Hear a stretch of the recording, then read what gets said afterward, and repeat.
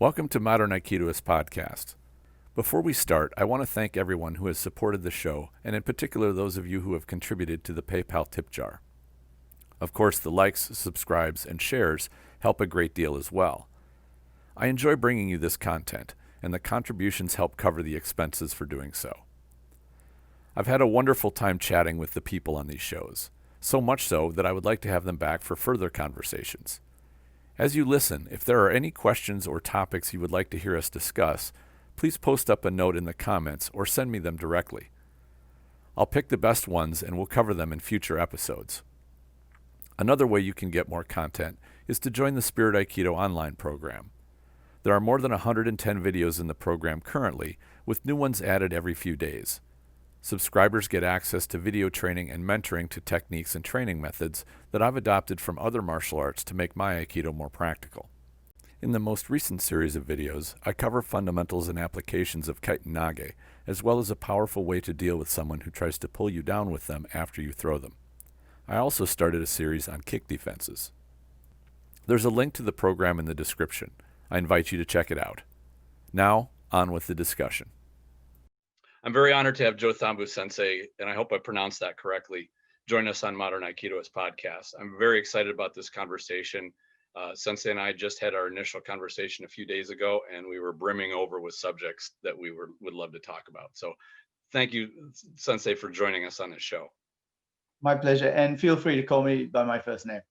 Thank you very much, and you too, yeah.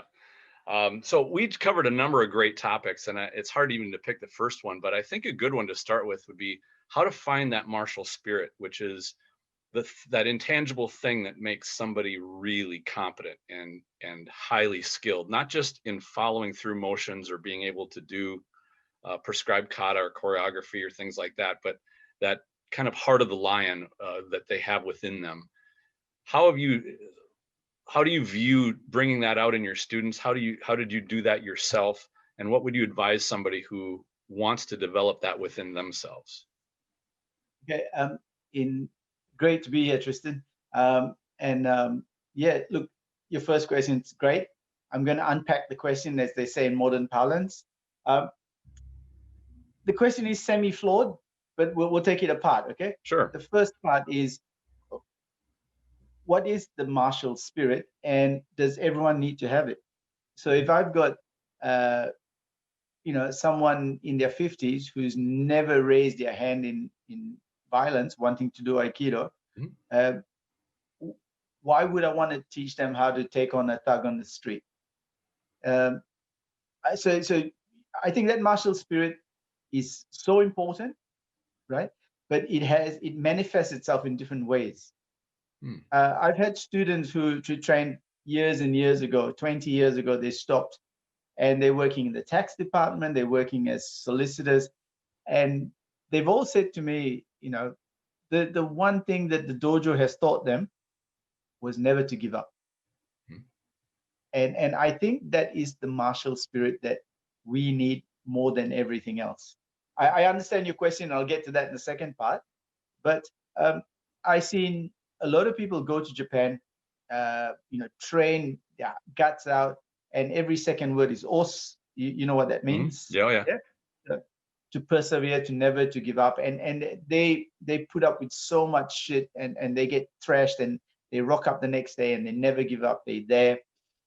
But then when they go back to their home country, and they're faced with bills, utility bills, faced with no place to train, faced with all these other things, they give up. So they've got the martial spirit in that fighting sense, but not in the sense of persevering in life. So for me, I think we need to pick the student and choose the student and fit that martial spirit to them. Okay, so now, second part of your question. I don't know how to differentiate the word martial spirit again, but in a hands-on way. That's what you're talking about, right? Someone who can look you. I guess hands-on and mental determination, all that. The spiritual side. Someone who's got that 1,000-yard stare. Is that the word for it? Yep. Someone who you see and you just think, "Now I want to cross the road." Right. how do you deal with, how do you teach that? I don't know. I don't know. You know, there's that analogy, like, you know, we polish, every time you come to the mat, we polish a sword. It's like polishing a sword. But no one told you how much beating that sword had to get to be bent into that fine thing. Sure. Now, you want to create a warrior. You want to create someone with that strong Budo spirit, that strong martial spirit. It takes a lot of beating.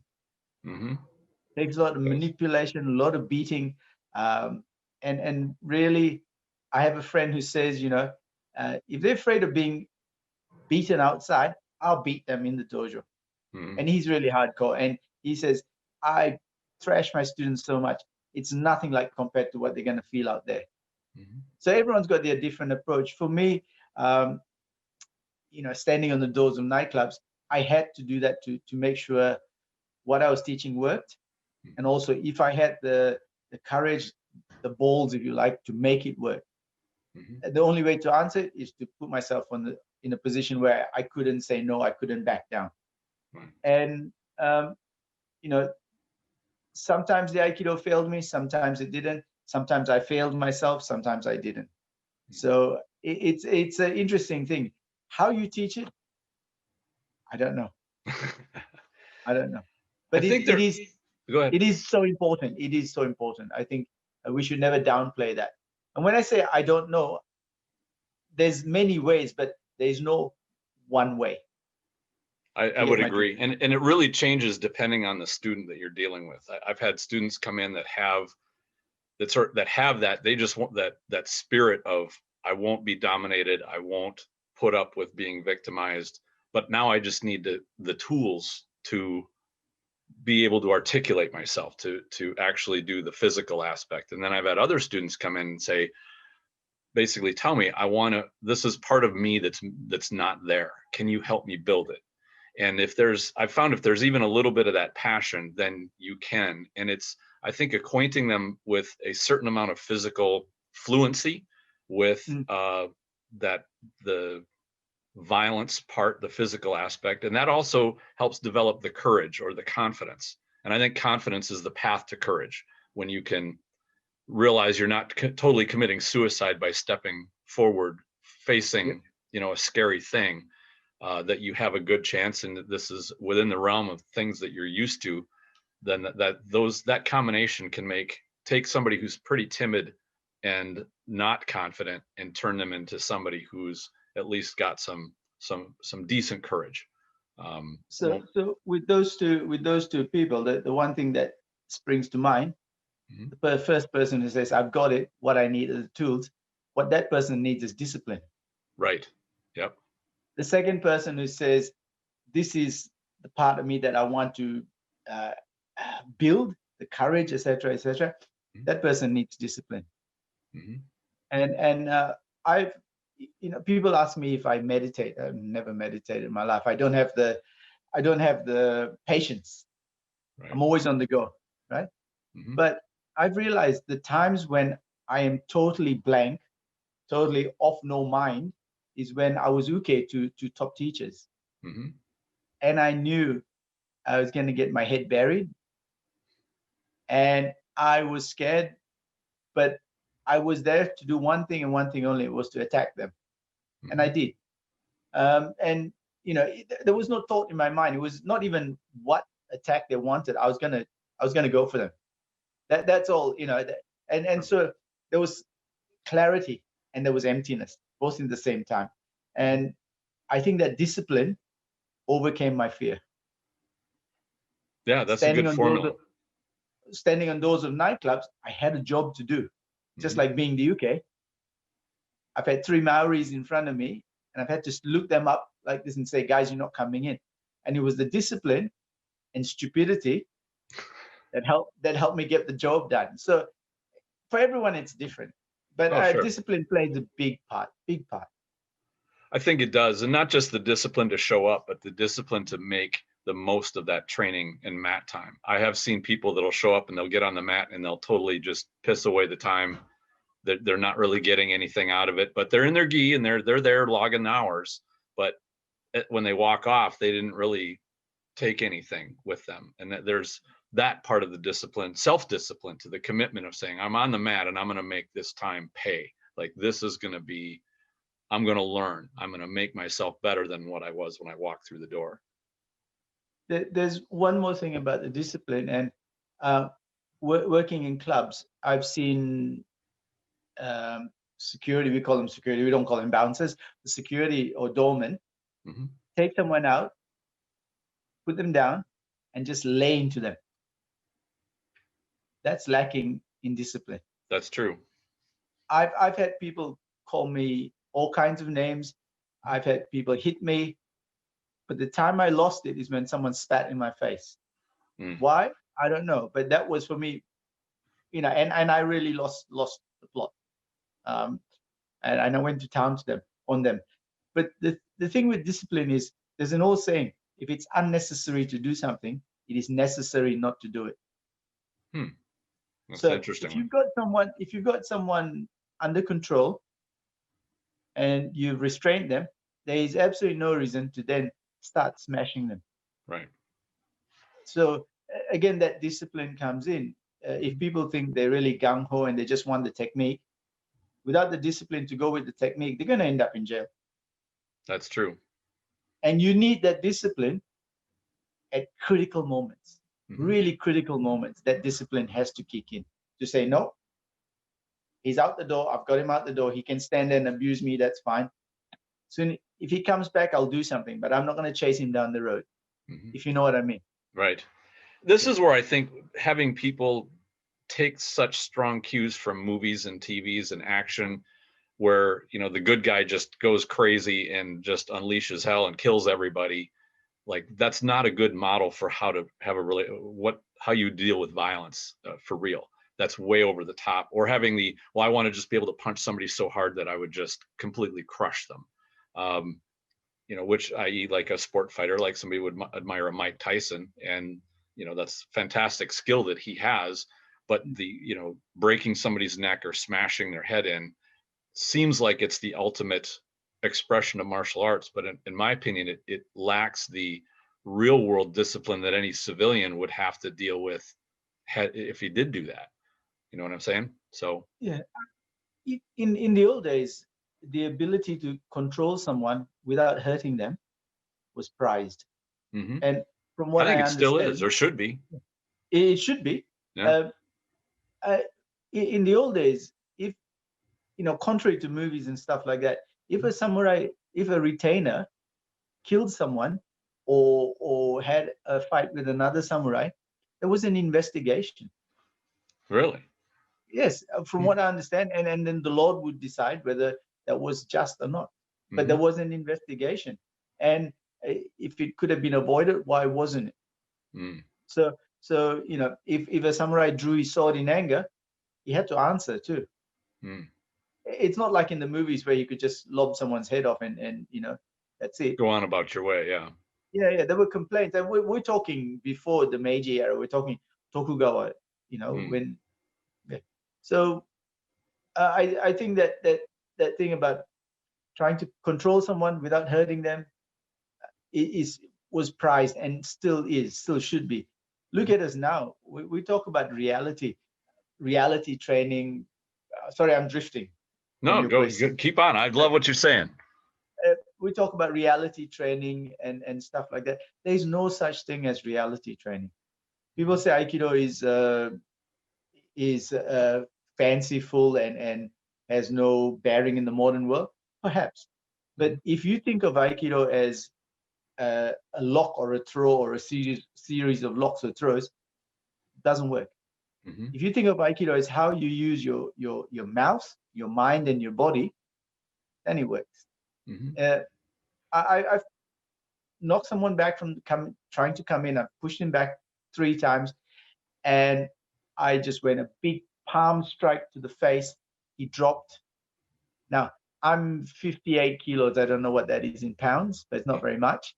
And I don't hit bags. I don't do anything. So where did that power come to drop him from a palm strike? It comes from training, comes from slapping the mats, comes from training, comes from how I used my body. So if we think of reality training, what is reality training? Getting into the ring? No, because in the ring, you know that person's not going to pull a knife. You know there's the referee. You know that if you're getting your head kicked in, your corner will throw in a towel. If you're standing on the door of a nightclub, you often don't know how many people that guy's got with him. You don't know if he could be armed. You could do something to him and he could come back later with a gun. And I've had that happen too. So, you know, there's no safety net. So how do you prepare for that? Right. Yeah, you don't even know when and where it will happen. Whereas a fighter, he knows when his fight is, you know, it gets scheduled ahead of time. He knows who the opponent is. He can study them. They're about the same size or same weight range generally. They know the skills. They can research what, you know, what they're likely be facing in terms of attacks, and they can adjust their training for it. And I'm not averse to, you know, back in the day, picking up a bar stool and cracking someone in the head. I've had to deal with two people, and I pushed the first one down a flight of stairs, and then dealt with the second person. And people say that's nasty. It's not clean fighting. I don't know what clean fighting is. For me, there's no such thing. If you think like that, you've never been in an altercation. Yeah, exactly. I think it's an oxymoron. Yeah. The honorable duel approach. There's one rule for me, and that's to survive, to finish that shift. Right. Yep. To be standing at the end. Yes, and I'll do my best to do it in the correct way, but self-preservation comes first. Right. And it's this is another thing people don't realize, and in the movies have a lot to answer for. It's like saving a drowning person. If I can't ensure my own safety, I shouldn't try and help that drowning person. If I can't ensure my own safety, I shouldn't be working on the door of a nightclub trying to control other people. Right. So my safety comes first. I'm not sure if that's making sense. No, I think it does. And I think that this martial spirit, what we're doing is we're kind of boiling down to getting past the thinking that the martial spirit is merely being a badass or being able to hurt people or being able to cause damage or you know, be a monster with your bare hands where you're just some sort of wave of destruction. That's not, I don't personally view that as the martial spirit. I'm sure all of us have got our own definitions. To me, it's being somebody who can assure their safety, assure the safety of their loved ones, or at least stand to protect them should they be threatened, but also do it in a way that they can not only survive, but not have done it in an immoral way, gone too far, or taking it beyond where reason would have you in order to survive. And there's an old saying, why do a martial art if you can't take it outside the dojo? That's true, yeah. Right? So if I cannot go to a primary school and talk about Aikido, if I can't go to the corporate world and talk about Aikido and how it can help them in the corporate world, what am I doing? Right. I'm not taking Aikido outside the dojo. If I meet my daughter's friends, I want to be able to conduct myself, you know, not with cauliflower ears and bent nose like that. Right. I want to be able to conduct myself appropriately. And for me, Budo Aikido is the way to be. It's a way of being, and the road to that being is the etiquette that we learn. How to respect someone, but how to stay on course and be yourself. So when we work in nightclubs, we have a saying, you know, I'm a doorman, not a doormat. Right. I'll be pleasant, but I won't let you walk all over me. And for me, Aikido's taught me that, when to stand my ground, but to try and be as nice a person as I can. Sure. I think that transposes to civilians very, very well. That's really what we should be as adults in society.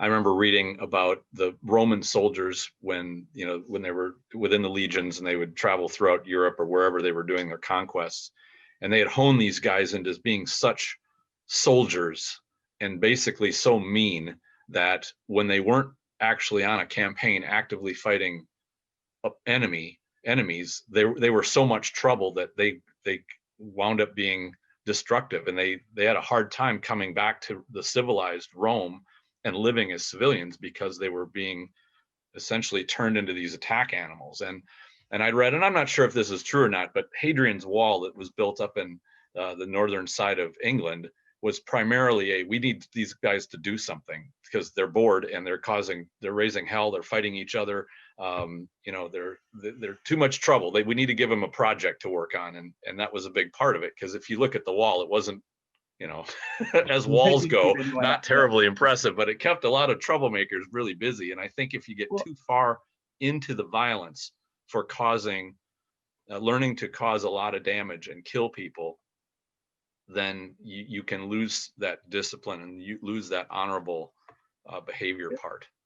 Well, it was the Romans who came up with the notion of an army that's not at war turns in on itself. Right. Yep. So you got to keep them busy. Yeah. But if you look at the foot soldier and you look at the officers, you use the Roman Empire, mm-hmm. they were totally different. The officers were cultured. Mm-hmm. The foot soldiers were foot soldiers.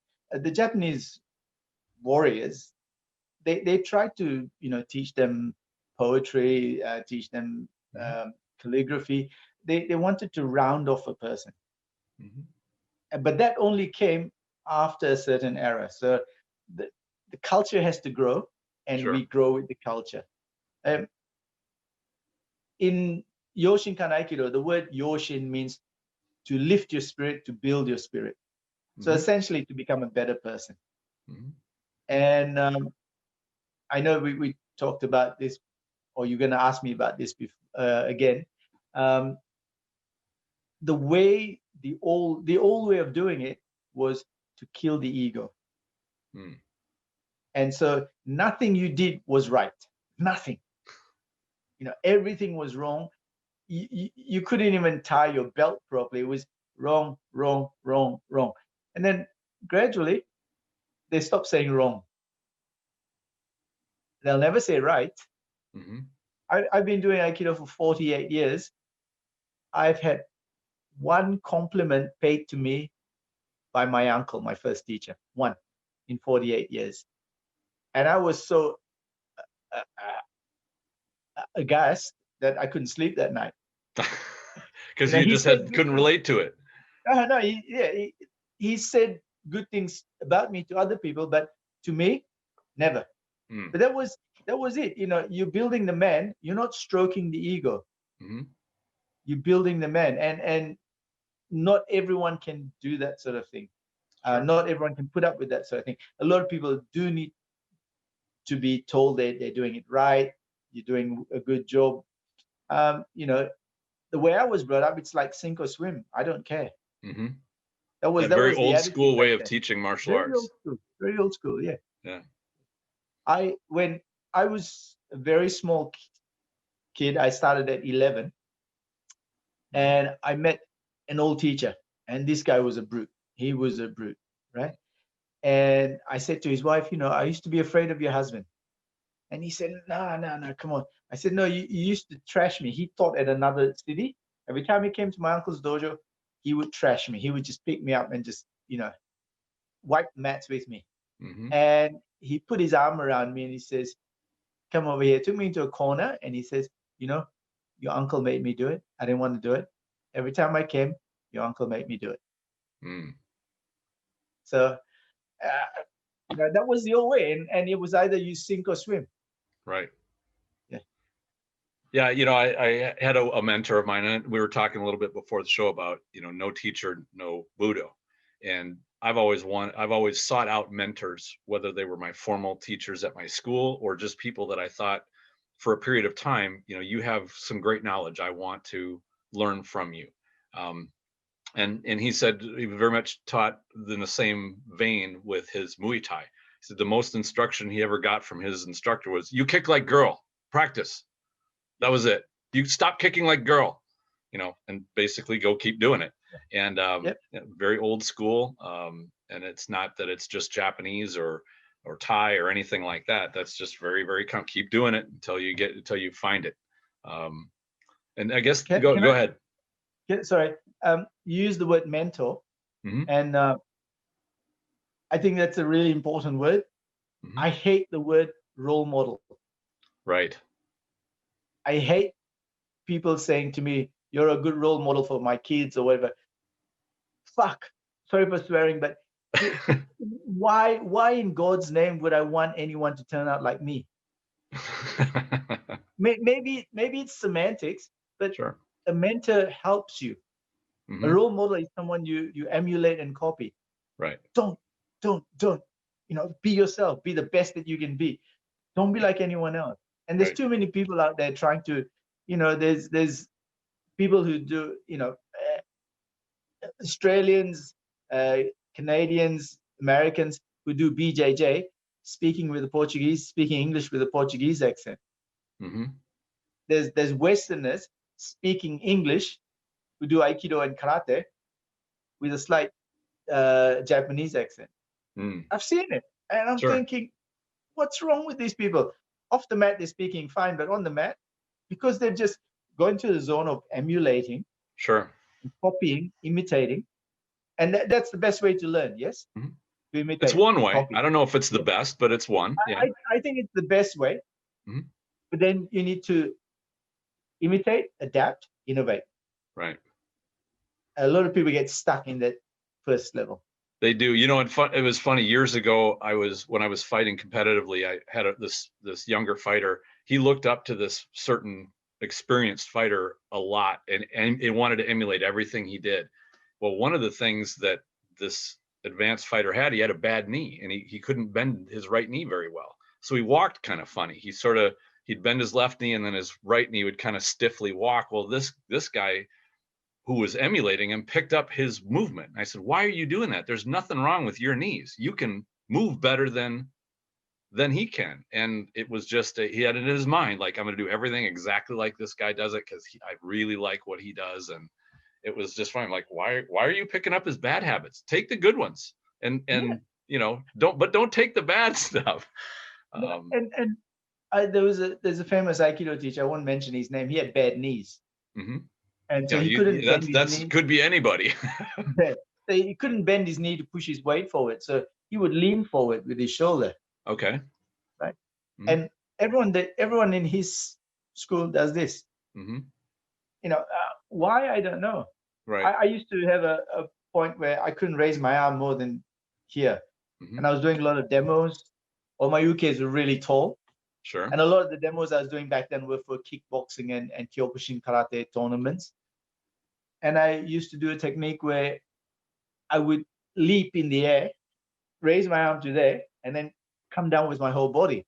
Sure. And people who watch videos wanted to learn it and stuff. And all the students close to me never asked me how to learn it, because before I went on, they put oil on my shoulder and then whip my arm.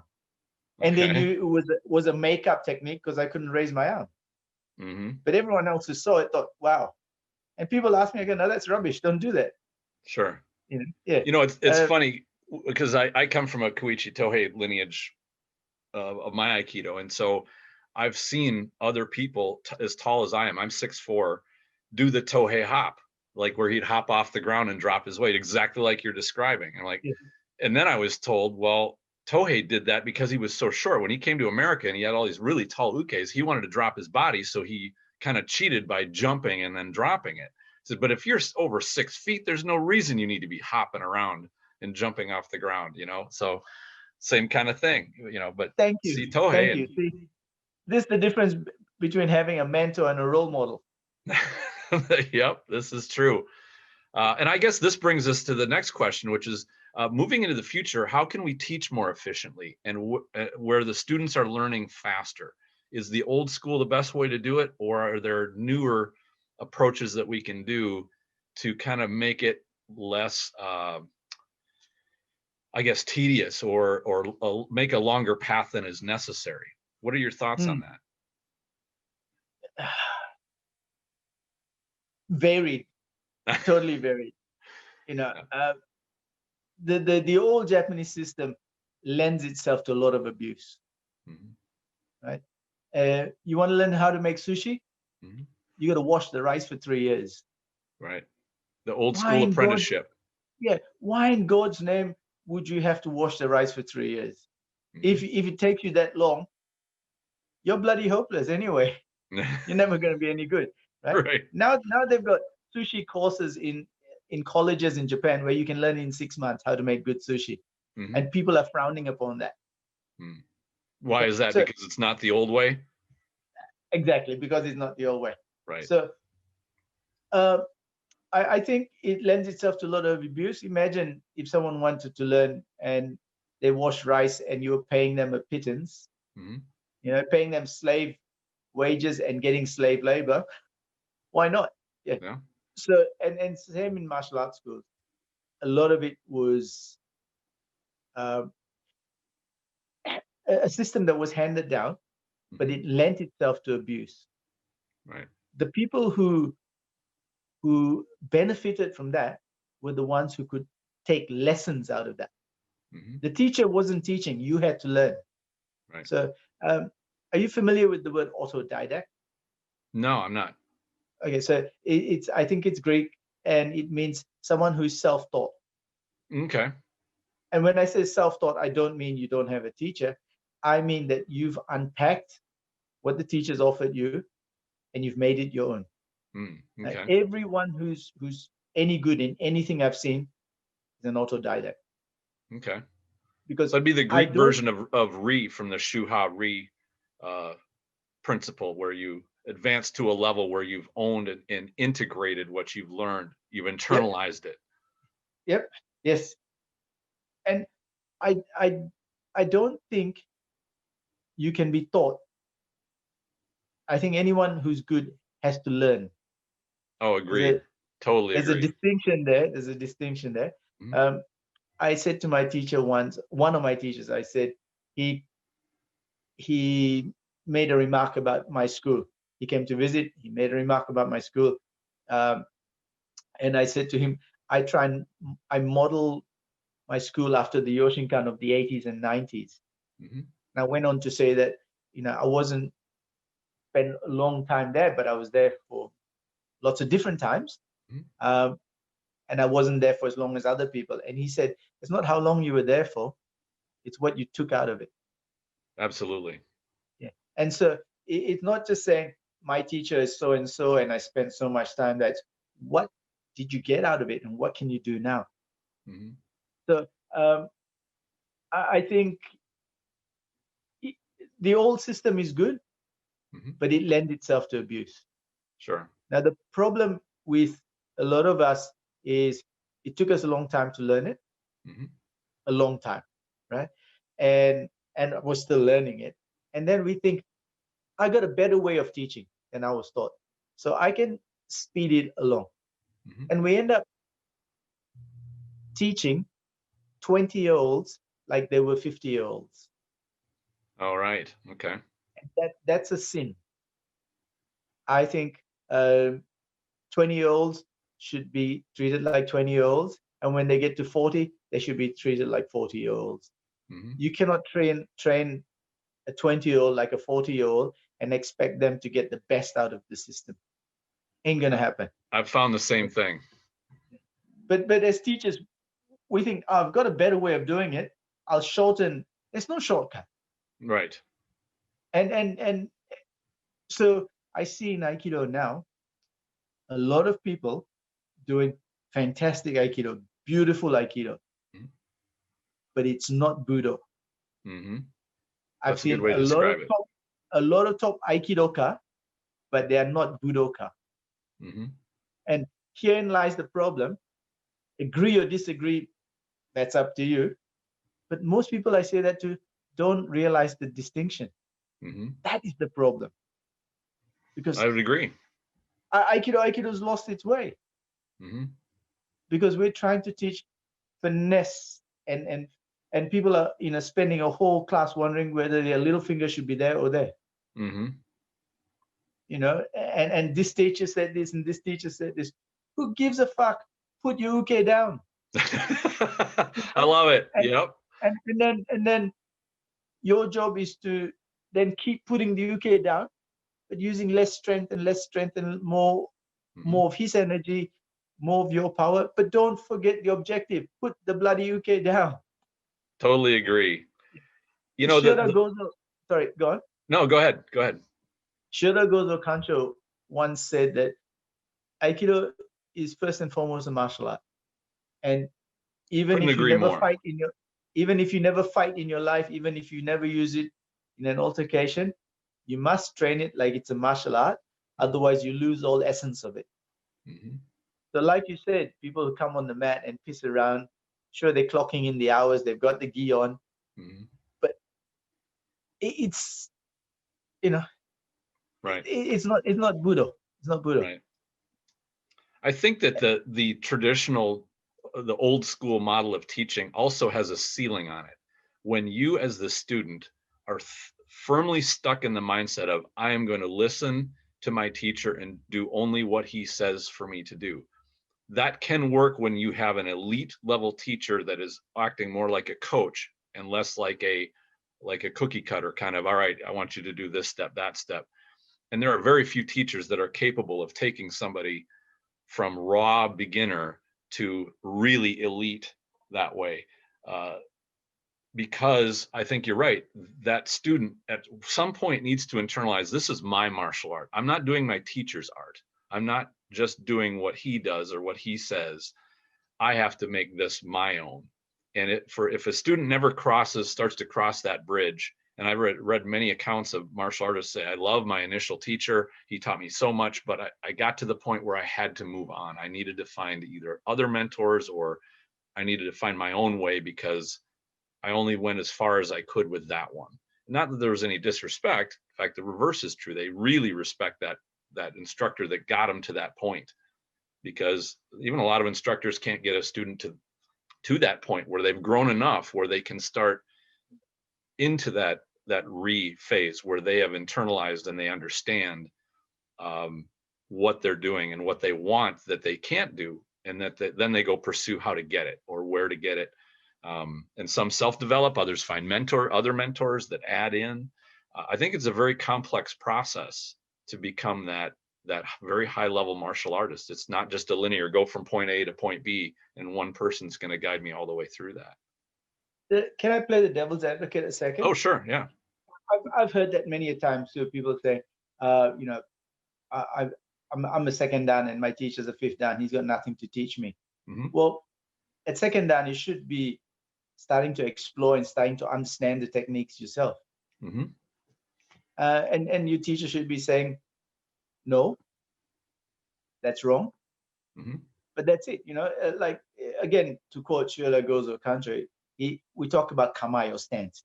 He said, I can tell you when your stance is wrong, but you will know when it's right. Okay. Yeah. So that's a good statement. Yeah, but it's the same in learning, you know. I can say, no, that's wrong. It's an art form that we do. It's an art form. If you're willing to put in the time and work, that's how you make it your own. You don't make it your own by being given it by someone else. Right. And what's missing in Aikido today is the structure, right? We've lost the structure, or the structure has become too rigid. In some schools, they've lost the structure. In other schools, the structure has become too rigid. Now, there's an old saying, if you give a group of prisoners a key, some of them will put it on the wall and pray to it. Others will use it to escape. Okay. I like that. We have a system in the Yoshinkan system where, you know, we've got basic movements, basic techniques, and that's the structure that allows you then to flower. A lot of people get stuck in this structure. Yeah, that's true. They do.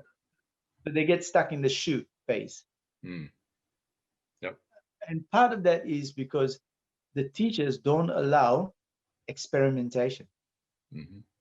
So I'm a really strict teacher. If I say you turn 135 degrees, you will turn 135 degrees. in my class. You don't do 134, you don't do 136, you do 135.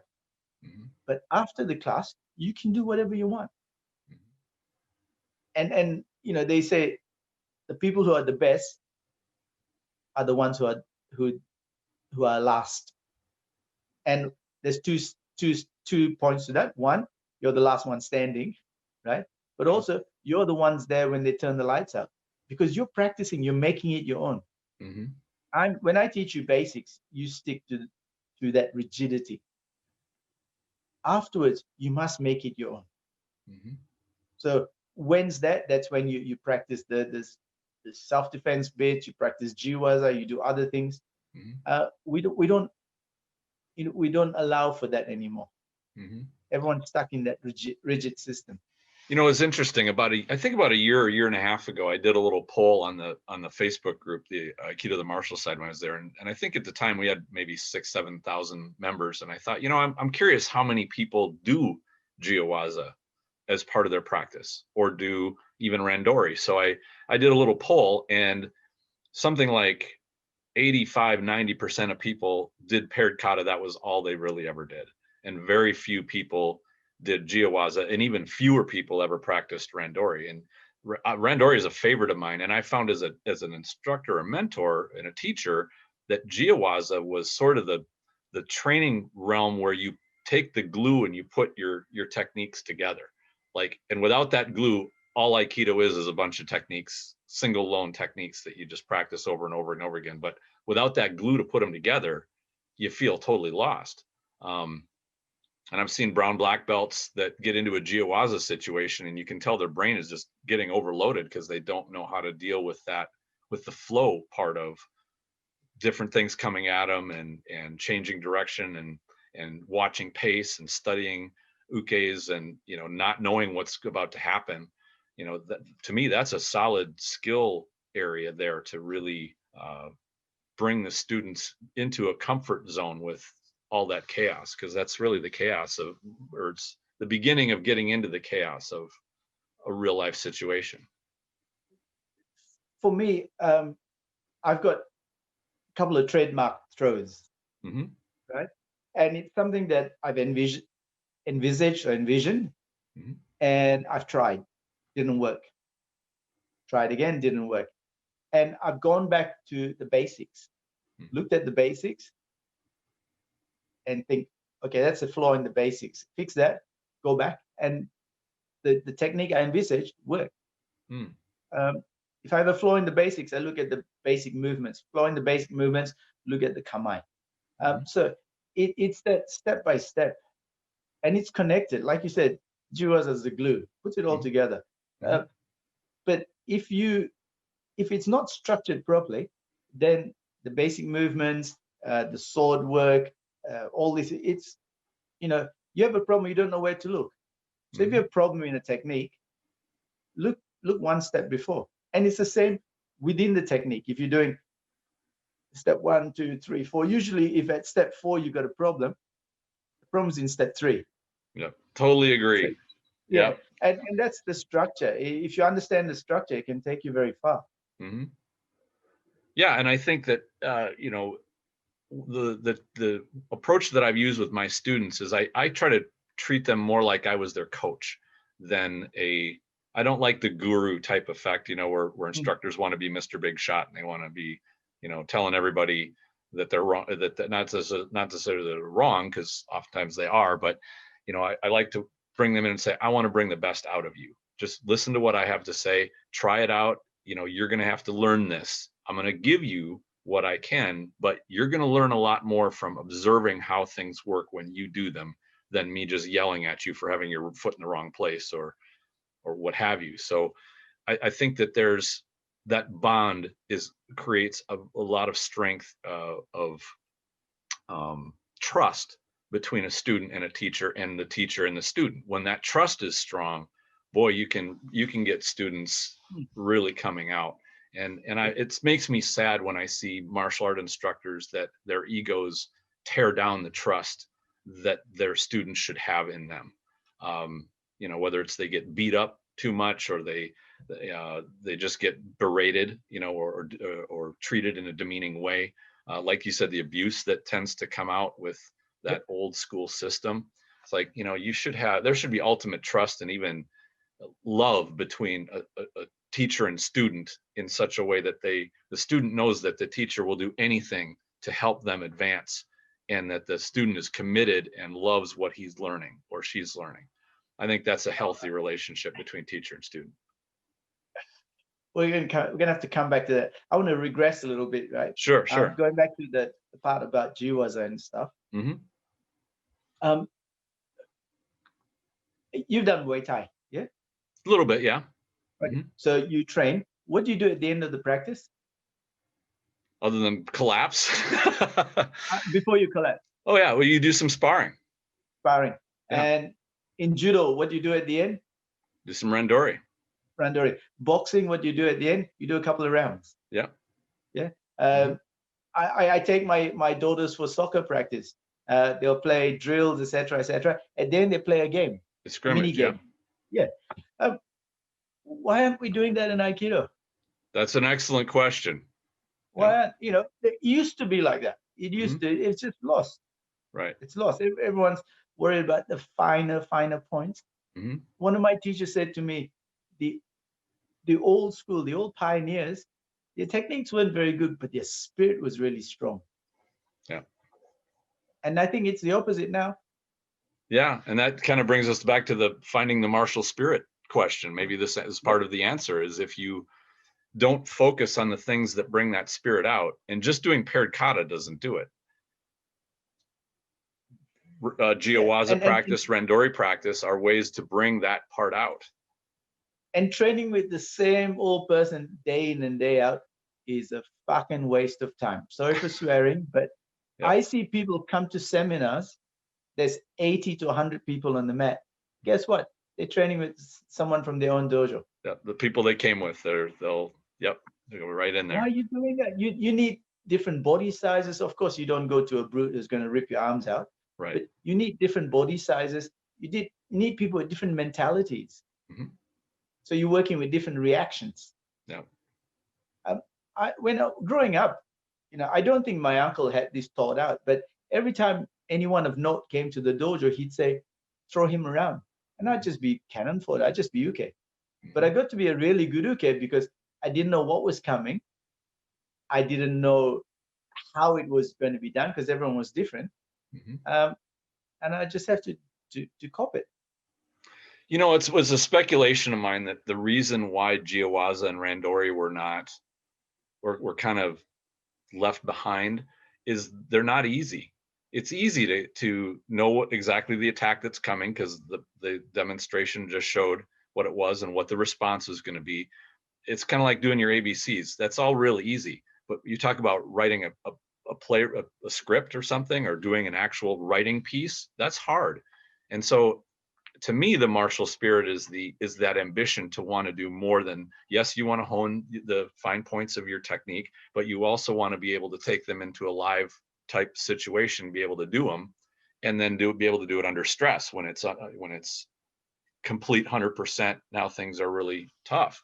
And I think that, I don't know, I've met a lot of martial artists, not just in Aikido, that want to dress in the outfit. They want to be able to do the katas, or they want to look like a martial artist. I call them posers, because they want to look like a martial artist, but they don't really want to have the martial spirit, because that's hard. That's difficult. And I don't relate to that, because, as a competitor, I didn't want to just dress in the outfit and be around competitors. I wanted to be successful. And that takes the work to advance and to train yourself hard to succeed in a competitive environment.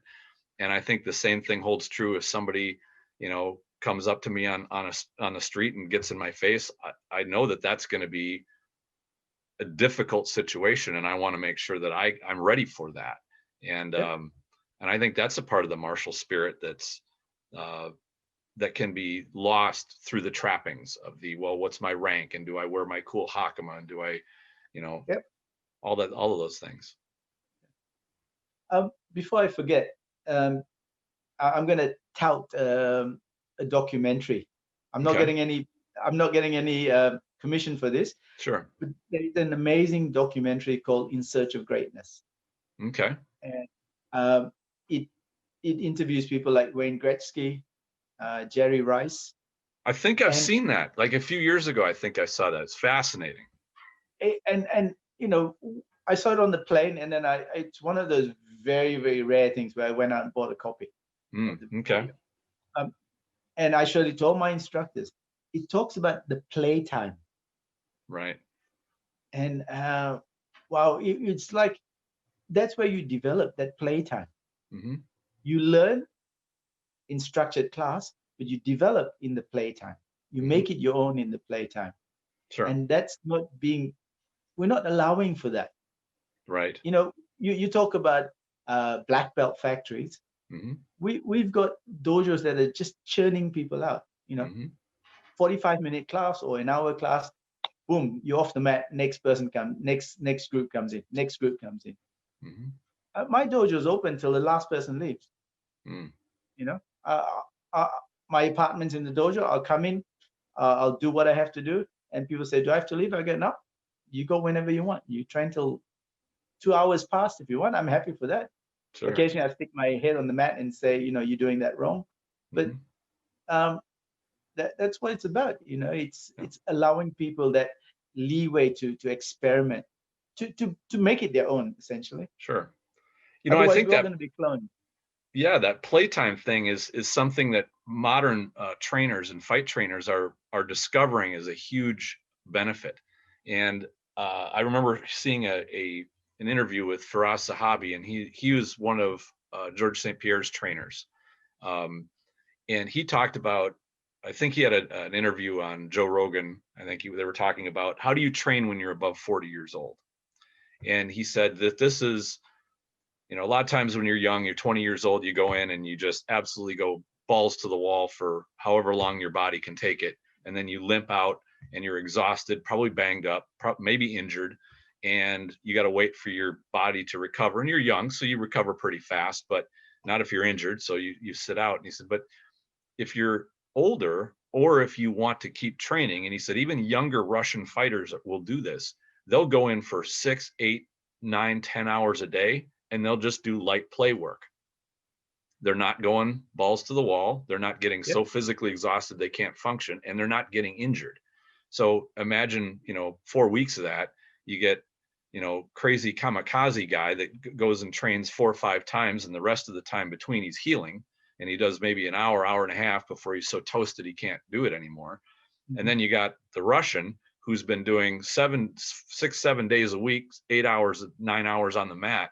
Which one at the end of that time is going to be in a better advantage position? Just because of the reps and he was going lightly enough where he could, keep the body moving, get it familiar with how his opponent's body moves, how to get to the lock positions. He's just going over it and over it and over it.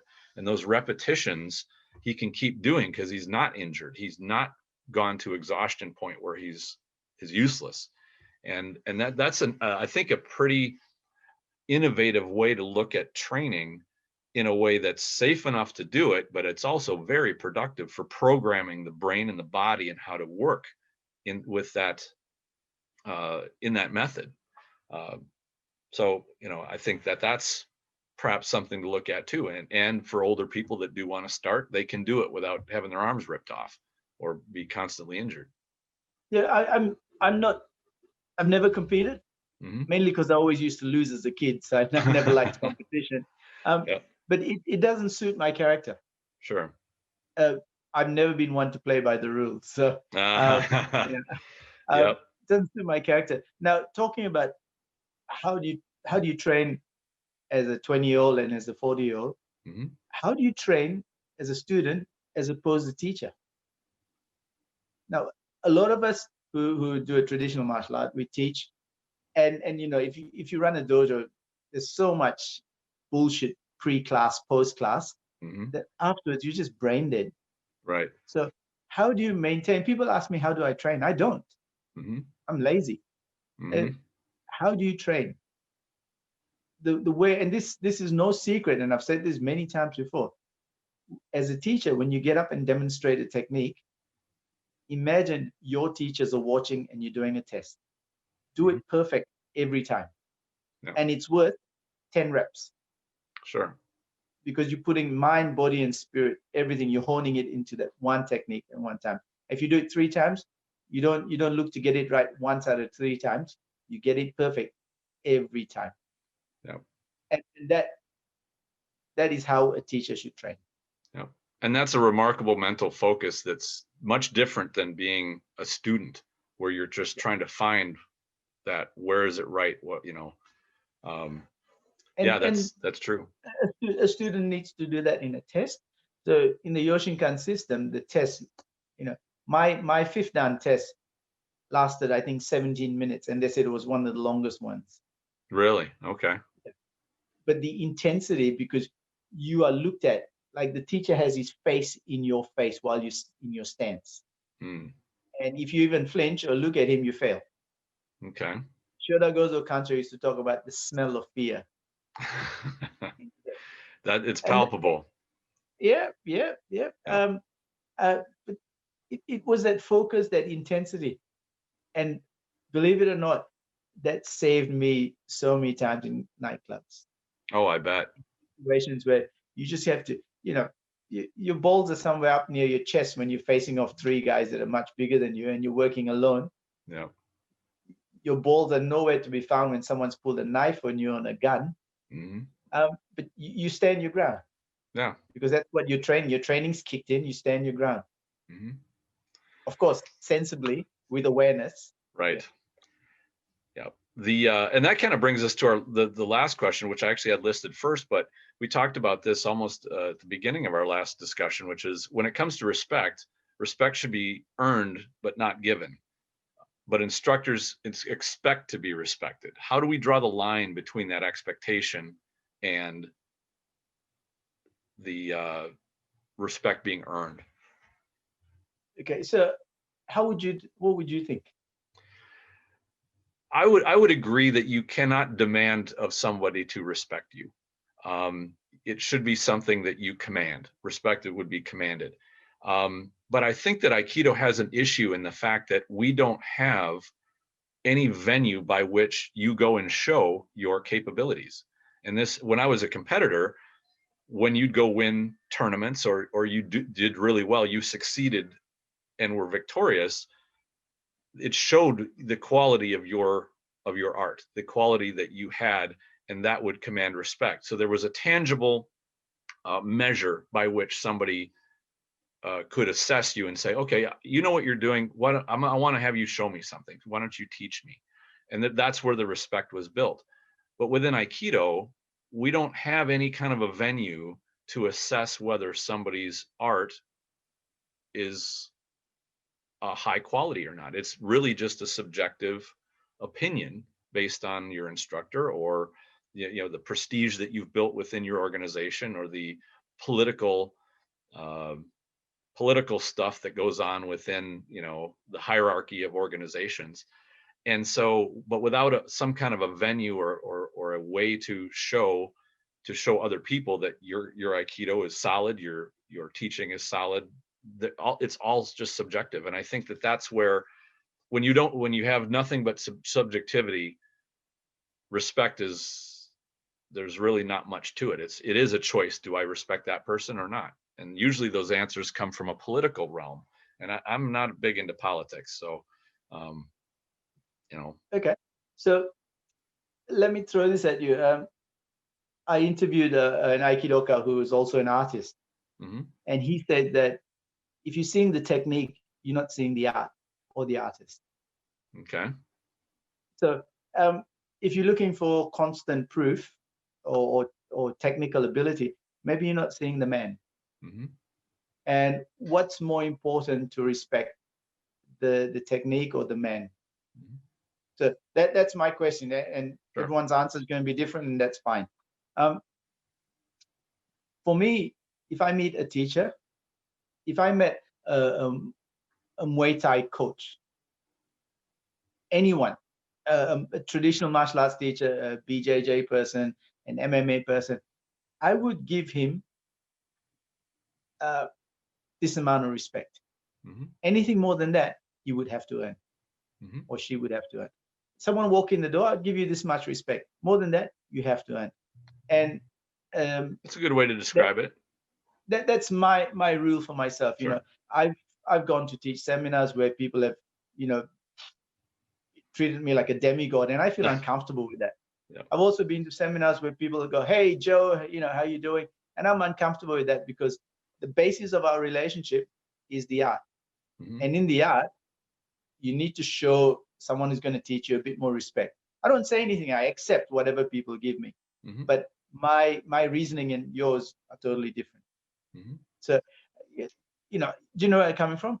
So, I mean, obviously, as human beings, everybody deserves a certain baseline of respect, which is, I would count it general courtesy or general politeness.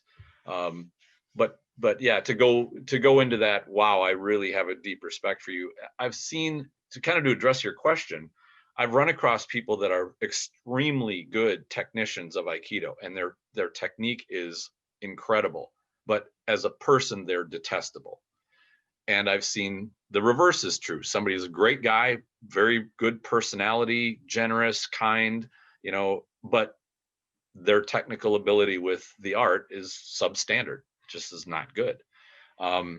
You know, I can respect somebody for their character and not so much for their art, and same thing for their art and not so much for the character. So I think there's respect can go into the different realms. But the part that I guess of the thing about martial arts in general that I really don't like is where it gets into that cult part, where the respect goes into worship, and the ego of the instructor turns into like a tyrant of sorts. And I think if there's anything about the strict authoritarian model that we've gotten from Japanese martial art instruction, that should be one of those things we leave behind. Like you said, it's too open for abuse, and yeah, but so is a democracy. Yeah. I mean, you know, there's an old saying, you know, capitalism and Catholicism are two great systems, but I've never met a good communist or a good Catholic. It's the people that make the system, right? And I've been abused by teachers, you know, who just treated me like shit. I've been to dojos where I was treated second class because of this, my color, and I've been to dojos where I was treated like I was nothing, but the minute I proved myself, okay, cool. And I accept that. The ones that treat you like shit, I don't go back. Yeah. I've lost what I was going to say. That's all right.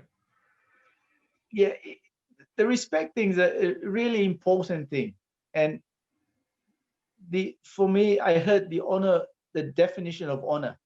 Honor was to respect and honor those who respect and honor you. And I think without the etiquette, without the way of being that martial arts has given me, I would be either very rich or in jail. So martial arts made me who I am. Aikido's made me who I am, for better or worse. I don't know. Jury's out on that one. But really, without it, I wouldn't be.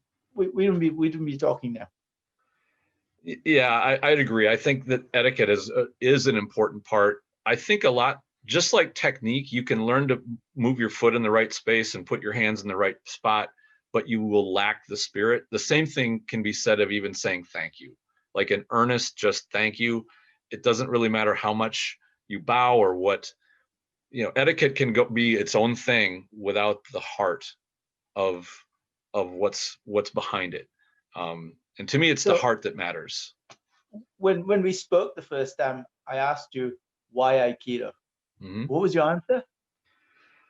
I'm trying to remember what my answer was, because the why Aikido was, I think, what drew you to Aikido? Why do you do Aikido? Or yeah, something like that. I don't remember my exact answer, but really, give me a one-word answer. One word, because I know I didn't do one word. Oh, well, 2 words, 2 words. 2 words. I'll tell you. You said the aesthetics. Initially, yes. Initially, it was the aesthetic. And let me tell you a story. In around July, August of 1972, Don Drager Sensei, I don't know if you know the name. I do. He brought out his teacher, Shimizu Sensei, and a couple other Japanese teachers on a tour of Malaysia, and they did seminars and demonstrations and stuff. And then they came to my uncle's dojo and they were teaching there.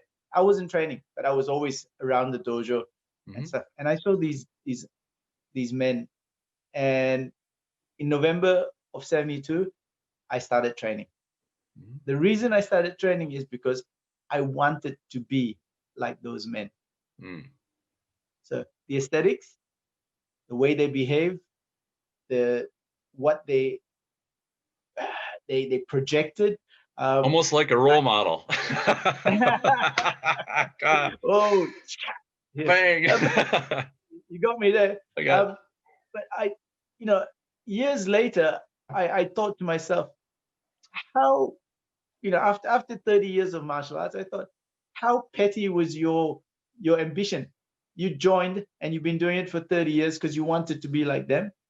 But now I think I can't have any bigger ambition than that, to be like these giants. Sure. Yeah. And it wasn't the respect that people were paying them. It was how they conducted themselves and their technical ability. Right. So I think this is what martial arts is to me, and that's why I was quite intrigued by your answer. Yeah, because initially when I first saw it, I mean, you can't help but see that. Wow, just look at the aesthetic of what Aikido is. It's amazing. And I remember our discussion. Now it's refreshed in my head, and that is the next thing I saw was the incredible strategy. Like, it was the efficient use of movement and direction and energy, being smart, but being very conservative with your own athletics and with your own energy. And that's the part that really got me in love with it. Although it was attractive to, initially to the eye, what I really admire about it was the strategy. And for the same reason, I have a high regard for judo, jujitsu, any art that's about efficiency. Even really good boxing is incredibly efficient, and I admire for that. I'll swap you one word for efficient: grace. Great, even better word. That's an even better word.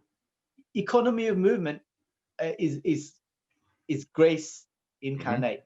Yeah.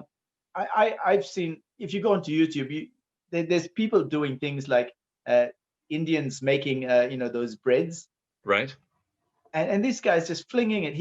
There's no wasted action. He's going here, and it's hitting the guy right on the chopping block of the guy behind him. He's not even looking. There's other guys who are doing different, throwing bricks. And it's just like economy of movement. There's gracefulness, elegance. Shoda Gozo Kancho said, as human beings, we all strive for beauty in whatever we do. We try and create beauty. We try and make beauty. Jackie Chan said, violence is ugly. His movies make violence look palatable. Pretty, yeah. But as human beings, we strive for beauty. You've got a beautiful backdrop there, nice pictures, that plant. This is what we want in our lives, and not just beauty in technique, but beauty within. Right. And how we do that is how we behave. Yeah. We bantered, we've talked about it, and we could have gone to town and disagreed with each other and slammed each other, but to what end? To what end? I think we're getting the best out of each other this way. And I think that's what Aikido is.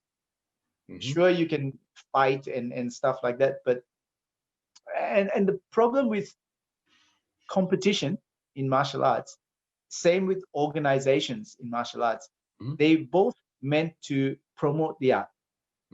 Unfortunately, they end up taking over the art. That's true, especially when the money is involved. That winds up getting in the way. I have a friend who's one of the top BJJ teachers in Australia. Mm-hmm. He would make his name by giving handcuffs to police officers and say, "Put this on me." Mm-hmm. And he would end up putting it on the officer. Wow. Yeah, that'd be a compelling demonstration. Yeah. And he'd do it. He does it all over the world. I mean, he doesn't do it anymore, but he used to do that. Sure. And he said he started off with traditional martial arts, karate, silat, and stuff. Mm-hmm. And he says that what he misses most in BJJ is that old sense of etiquette and respect. Everybody wants to take your head off in BJJ to be number one, right? And so that's missing. He says what he loves about BJJ is everyone's trying to take your head off and be number one, makes you get better. Oh yeah, what it does. What he misses is the old school. So is there a balance? Mm-hmm. I don't know. You know, and I think there is, and I guess this would be a piece of advice I'd give anybody, whether they're a martial artist or not. Seek the company of the people that will bring out the best in you. And another phrase I learned long ago that I really love is, if you're the smartest man in the room, you're in the wrong room. So if you take those two together, you will always find the company, or you'll seek out the company of the people that will bring out your best and will challenge you to be better. And if you're at the top, you're the biggest fish in your pond, you got to find a bigger pond and expand yourself. And I just had a Facebook rant about exactly the same thing. Sure. About, being a good uke in Aikido is not just falling well and making the other person look good. Any idiot can do that. Mm-hmm. It's about pushing your partner and being pushed by your partner, and both of you together becoming better. Absolutely. That's a good uke. Yep. You don't just keep your partner comfortable, you push them in the right way. And in whatever your chosen field, your partner needs to push you in that right way. Mm-hmm. Usually by going just a little bit more than you can handle, not by going way over the top, but taking you a little farther. Yep, exactly. And how do you get better? You need to push the envelope. You need to step out of your comfort zone. Mm-hmm. That's true. Absolutely. Yep. And I think a lot of times paired kata is the comfort zone. It's easy to get into that comfort, and but I like. If that's your thing, then that's fine. Mm-hmm. But don't fucking bitch and moan about not being respected. Right. You stayed in your comfort zone. You haven't pushed the envelope. Yep. You haven't helped anyone. You haven't improved. Mm-hmm. I know a lot of people have been doing Aikido for 20 years, and their technique is great, but their character hasn't grown. So what have you done? Not only haven't you taken Aikido or the martial art out of the dojo, you haven't taken the technique out of the technique. Sure. You kept the technique there. The technique hasn't built you. Sure. So, go fishing. That's right.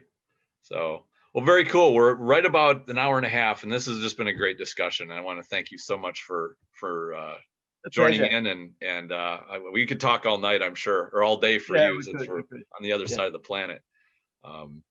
But I also wanted to say this is a really kind of an awkward time, because we have so much trouble getting on the mat, but it's also, I think, a great opportunity for people like us to get together and share and talk, and for the people that are going to listen to this, get some insight that they might never get. I know you're doing a number of interviews. I've watched quite a few of them, and I loved them. I love the discussions that you're bringing up, and this is a great time for us to learn and get out of our own dojo, break our own dojo hypnosis of our little circle that we are on, and now to expand and hear from people that have got great insights. So thank you again for coming. Can I do a plug very quickly? Please go ahead. I'm doing a series of interviews called The Pioneers, and it's mainly about Yoshinkan pioneers all over the world. But I'm interviewing a really amazing gentleman. His name is David Lynch. He's from New Zealand. He trained under Shioda Gozo in the 60s. Ueshiba Kishomaru, Tohei, Shimizu. Oh, okay. All right. And he was Uchida Shido, a couple of them at least. Ooh, nice. And he's in his 80s. It's going to be fabulous. And if you want to talk about, I mean, we've a lot of people have trained under the teachers, the second generation. He's trained under the people who've started those styles. Oh, nice. I'd love to hear what he has to say. And Japan in the 60s, I spoke to my uncle. My uncle was there in the 50s, and Japan was a totally different place. Sure. Yeah. So, look, there's a wealth of knowledge out there, and people like you and me, we want to document this in our own way. Absolutely. Yeah. And go ahead. Sorry, go on. I was going to say, the other thing I wanted to say, I love how you bring in not only the past and the history and some of the stories of the people, but you also have a very strong attitude towards the future of Aikido. And I think that's something that is really going to pay off when we have that attention on where is Aikido going and what can we do? How can we do it even better? How can we be better practitioners? How can we be better teachers? How can we grow the art? So I really appreciate that attitude. My pleasure. Now, I think we're wrapping it up, are we? Yeah, we'll wrap it up here. Yeah. But go ahead. I don't want to cut you off. The thing about ego and teachers being demigods, right? Here's a bit of advice to all teachers. You can walk it, you can talk it, other people can believe it, other people can talk it, but never, ever, ever believe your own bullshit. Amen to that. Yep. Do that, it'll keep you on the straight and narrow. Absolutely. So, well, very cool. I appreciate you coming on and spending the time. I know we could chat on many, many topics, and I'd love to have you back. So, my pleasure. And a big thanks to Reg for putting me in touch with you. Absolutely. And Reg, we had a great chat about 2 weeks ago as well. So if you haven't seen that one, check it out. But thank you again very much for coming on. I appreciate it. Thank you. It's a pleasure. And anything I can do for you in the future, you know how to contact me. I do. Thank you so much. Thank you. My pleasure. Yep. Thank you very much for watching and supporting this podcast. Enjoy your training.